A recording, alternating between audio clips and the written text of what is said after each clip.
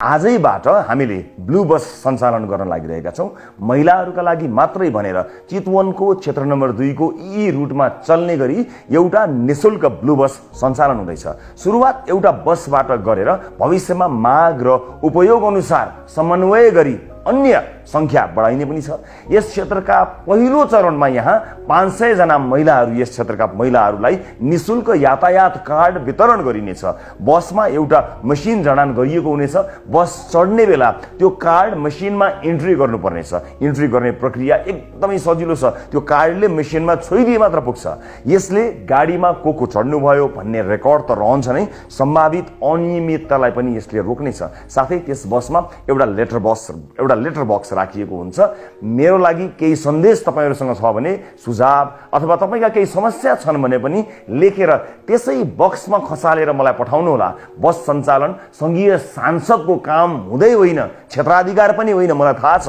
तर एउटा निर्वाचित नीति निर्माताले, जनप्रतिनिधिले सार्वजनिक यातायात कस्तो हुनुपर्छ भन्ने सपना देख्नुपर्छ। अझ सार्वजनिक सवारीमा महिलाहरूको सुरक्षा र प्राथमिकता कस्तो हुनुपर्छ भनेर देख्नुपर्छ र देखाउनुपर्छ। म आफूले पनि भोगेकोले होला यो विषय मेरो मनमा अत्यन्त नजिक छ। विदेशमा रहेका नेपालीहरू आफ्नो देश फर्कन कति व्यग्र हुन्छन् भन्ने कुरा मलाई राम्रोसँग थाहा छ। मनको अन्तरकुनामा गडेको यही खिल उक्काउन मैले केही प्रयास थालेको छु। विदेशमा रहेका नेपालीहरूलाई स्वदेशमै अवसर खोज्ने प्रेरणा मिलोस् भनी 100 जनाका लागि रोजगारीका अवसर खोजेर निवेदन आह्वान गर्दैछौँ। आज यो भ्याकेन्सी विभिन्न देशका स्थानीय पत्र पत्रिकामा पनि छापिएका छन् र चोकका पसलहरूमा पनि छाप्ने व्यवस्था मिलाउँदैछु। यदि सार्वजनिक गरिएका यी भ्याकेन्सीहरूमा दिइएको योग्यता पुग्छ र निर्धारित सेवा सुविधामा तपाईँ नेपाल फर्कन चाहनुहुन्छ भने दिइएको इमेलमा आफ्नो सम्पूर्ण विवरण पठाउन सक्नुहुनेछ। यी भ्याकेन्सी नेपालका निजी क्षेत्रमै खुलेका हुन्। नेपालमै रहेका दाजुभाइ दिदीबहिनीहरूबाट पनि यो पदपूर्ति गर्न सकिन्थ्यो होला। तर हामीले विदेश गएर केही सिप र विज्ञता हासिल गरेका नेपालीहरूलाई स्वदेश फर्काउन प्रोत्साहन गर्ने माध्यमको रूपमा यसलाई सदुपयोग गर्न खोजेका मात्रै हौँ। 40,000 देखि 1.5 लाख प्रति महिना तलब सहितका जागिरहरू तपाईका लागि खोजिदिएका छौँ। रोजगारदाताको शर्तमा तपाईँ सहमत भए हामी समन्वय गरिदिनेछौँ। आउनुहोस् नेपालमै केही गरौँ। जनप्रतिनिधि जवाफदेही हुनै पर्छ भन्ने मान्यता म सञ्चारकर्मी हुँदा पनि थियो र अहिले पनि कायमै छ। त्यसैले हरेक 4 महिनामा सार्वजनिक सुनवाई गर्नेछु। भदौ 10 गते प्रथम सार्वजनिक सुनवाई हुनेछ। चितवनमा सूचना प्रविधि विकासको अवस्था र सुधार गर्नुपर्ने विषयमा पनि चर्चा हुनेछ। हरेक 4 महिनामा चितवन क्षेत्र नम्बर 2 का विभिन्न ठाउँमा सार्वजनिक चासोका विषयमा यस्ता सार्वजनिक सुनवाई गरिनेछन्। ती कार्यक्रममा विभिन्न सरकारवाला निकायलाई समेत बोलाई जनताका समस्या समाधान गर्न पहल गरिनेछ। उक्त सार्वजनिक सुनवाईमा म आफ्नो कामको हिसाब जनतालाई बुझाउनेछु र सरकारवालाहरूसँग हिसाब जनताका लागि माग्ने पनि छु। आजबाटै 65 वर्षभन्दा माथिका वृद्धा बाआमाहरूलाई निशुल्क मोबाइल क्लिनिक सुरुवात गरिनेछ। यो मोबाइल क्लिनिकले घर घरमा गएर बाआमाहरूलाई प्राथमिक उपचार दिनेछन्। हरेक दिन नयाँ टोलमा पुग्नेछौँ। क्लिनिक कहाँ आउँदैछ, कसरी आउँदैछ भनेर केही समय अगाडि नै यहाँहरूलाई सूचना दिइनेछ। यस क्लिनिकमा एकजना MBBS डाक्टर हुनुहुनेछ। तपाईँ अस्पतालसम्म जान सक्नु भएन भने यो मोबाइल क्लिनिकको नम्बरमा कल गरेर घरसम्मै बोलाउन पनि सक्नुहुनेछ। प्राथमिक उपचारपछि थप उपचार चाहिने देखिए डाक्टरले सम्बन्धित अस्पताल वा डाक्टरसम्म सिफारिस गर्ने लगायतका सबै काम सहजीकरण गरिदिनुहुनेछ। फेरि पनि भन्छु, यो एउटा सांसदको काम होइन, तर चुनाव ताका घर घरमा जाँदा आशीर्वाद दिनुहुने बाआमालाई एउटा छोरोको नाताले हेरचाह गर्नु मेरो कर्तव्य हो। चुनावमा भोट माग्दा मैले शिक्षालाई जोड दिएको कुरा यहाँहरूलाई थाहा छैछ। हाम्रो शिक्षा प्रणाली युग सुहाउँदो छैन, प्रतिस्पर्धी छैन। एउटा नीति निर्माताका रूपमा म कस्तो सार्वजनिक शिक्षाको सपना देख्दछु त्यसको एउटा सानो नमुना देखाउन मात्र चाहन्छु। चितवन क्षेत्र नम्बर 2 अन्तर्गत पर्ने श्री रामनगर माध्यमिक विद्यालय र श्री चतुर्मुखी माध्यमिक विद्यालयका कक्षा 11 र 12 लाई पहिलो चरणमा नमुना बनाइएको छ। क्रमशः 10-9 गर्दै सबै कक्षालाई नमुना बनाउँदै लैजाने हाम्रो योजना छ। बिस्तारै अर्को एक विद्यालयलाई पनि नमुना बनाउने लक्ष्य लिएका छौँ। चितवनका विद्यार्थीले काठमाडौँको बुढानीलकण्ठ र पोखराको गण्डकी बोर्डिङ स्कुलका विद्यार्थीहरूसँग प्रतिस्पर्धा गर्न सक्ने बनाउने लक्ष्य लिएका छौँ।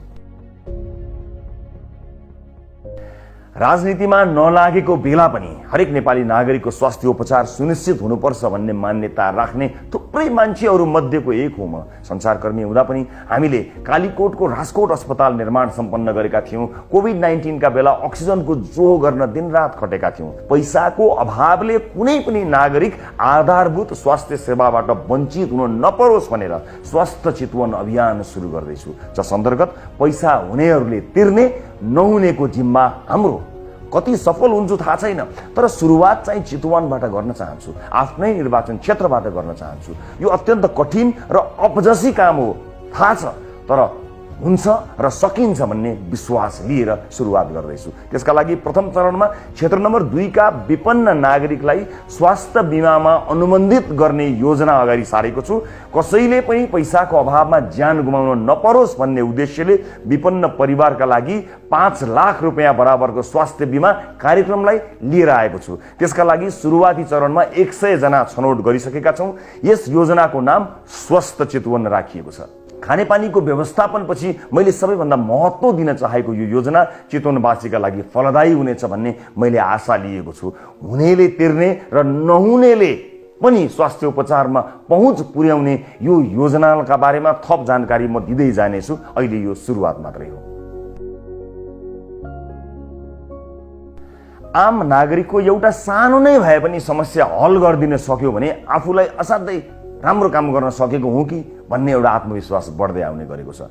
रविले गर्छ भन्ने विश्वासकै कारण होला मेरो सचिवालयमा दिनहुँ अनेक समस्या आउने गरेका छन्। यिनै समस्या समाधान गर्न आजबाट मैले हेलो रविलाई सुरुवात र अझ प्रभावकारी बनाउने कामको सुरुवात गरेको छु।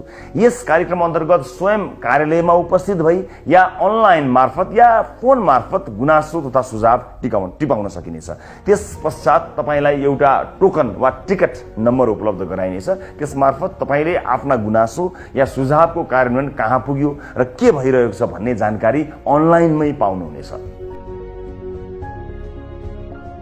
संविधानले सुनिश्चित गरेका मौलिक हकहरू जनताले अक्षरशः उपयोग गर्न पाउनुपर्छ। नेपालको संविधानमा मौलिक हक अन्तर्गत धारा 31 मा शिक्षा सम्बन्धी हकको व्यवस्था छ, जसमा सबै नागरिकलाई आधारभूत शिक्षामा पहुँचको प्रत्याभूति गरिएको छ। तर यो कति कार्यान्वयन भएको छ, भएकोमा पनि शिक्षाको गुणस्तर के छ भन्ने बारे हामी अवगत नै छौँ, हामीलाई थाहै छ। यदि दुविधा छ भने पनि एकपटक इच्छा कामना गाउँपालिका आएर अवलोकन गर्न सक्नुहुनेछ। हामीले यसलाई चिर्नका लागि सानो एउटा प्रयास सुरुवात गर्दैछौँ। इच्छा कामना गाउँपालिका वडा नम्बर 1 भाराङ स्थित राष्ट्रिय आधारभूत विद्यालयको स्तरोन्नति सुरु गरेका छौँ। अहिले यो विद्यालय कक्षा 7 सम्म छ।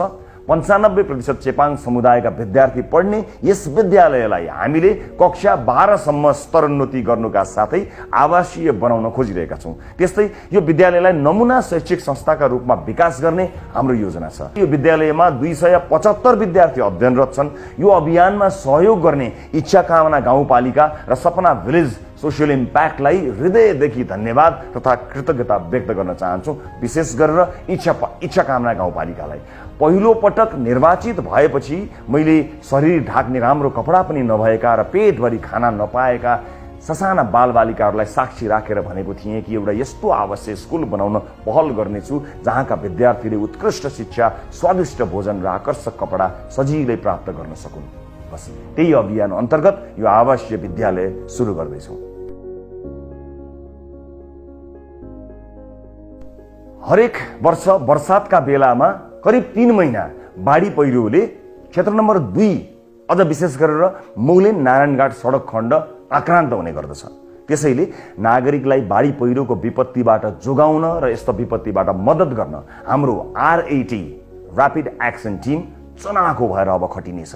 प्रत्येक बर्खामा अत्यधिक जोखिम युक्त क्षेत्रमा कम्तीमा 20 सदस्य सम्मिलित RATले सरकारी निकाय, सुरक्षाकर्मी र आम नागरिकसँग मिलेर सहजीकरण, उद्धार लगायतका काममा सहयोग पुर्याउनेछ।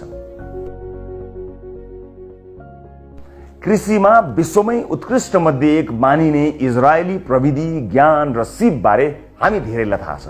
नेपालका लागि इजरायली राजदूत हनान गोरेरसँग 2080 जेठ 30 गते केन्द्रीय कार्यालयमा मेरो भेटवार्ता भएको थियो। उक्त भेटमा इजरायलको एक नमुना गाउँसँग हाम्रो इच्छाकामना गाउँपालिकालाई मित लगाउने र कृषिमा नमुना गाउँको रूपमा स्थापित गर्ने योजनामा छलफल भएको थियो। महामहिम राजदूतले यो योजनालाई अगाडि बढाउने विषयमा सकारात्मक प्रतिक्रिया र कदम चाल्नु भएको छ।